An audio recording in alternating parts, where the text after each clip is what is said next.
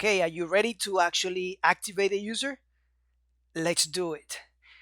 So we are dumping the request here, but in reality, what we want to do is we want to get the activation code model. Okay, and as you saw there, this was added automatically for me here on top. So make sure that you add, okay, you add it on top, you imported it, and then here we're just going to say code. Okay, that's what we really want. Okay, so remember that the reason why we're getting a model here is because we're doing route model binding.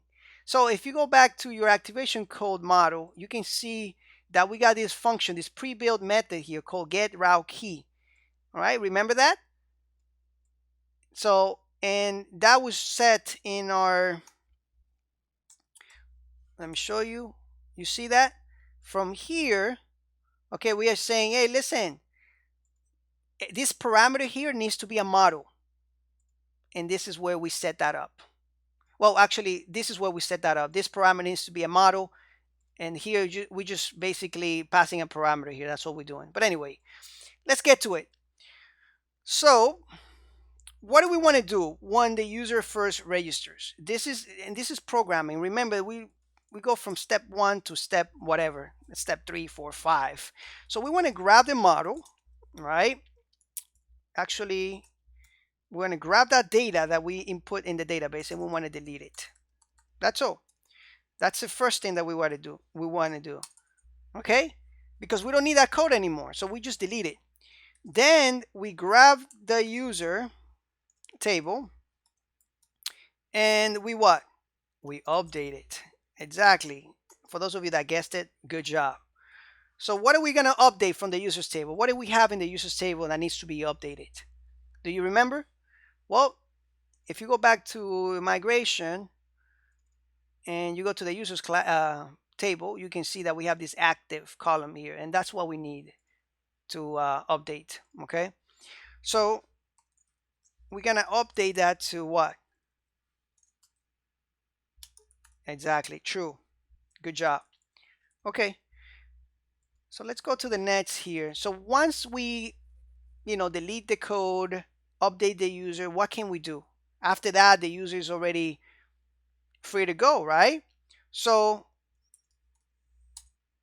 we're just gonna say, and if you saw there what happened, this was imported on top, so make sure that you import this class. Okay, so that way we can use it. Every class that we use, make sure that you import it. Don't forget. If not, you're gonna get like a app class not found or something like that. So we're gonna log in the user, and we can find the user here, of course. And then we're gonna just redirect. Let's just return it.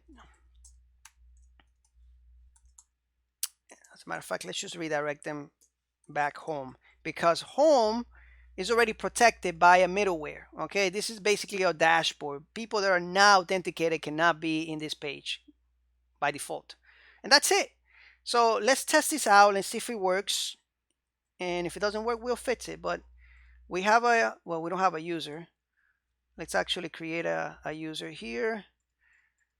I always delete my table, guys, always, just to start fresh. We're gonna send the code, we're gonna wait for it. Oh, you know what I forgot? The queue right here. That's fine.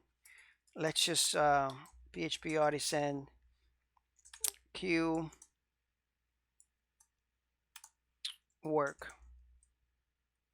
Enter. And that should take 1 second. There we go. And now we get the email. If we click it here, we see the email. Click it, and voila. You see that? Now, if you want to make this a little bit cleaner, or a little bit with a little bit more functionality, what you can do is you can go to the back to the code and return some type of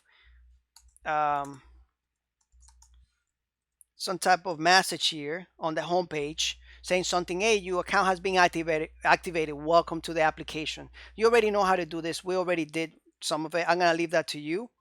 Okay, so we are done. I hope you're happy. This was pretty easy. We're done with this functionality. We got to jump into another functionality in the next lectures. Okay, so thank you so much, and I'll see you in the next lecture. Take care.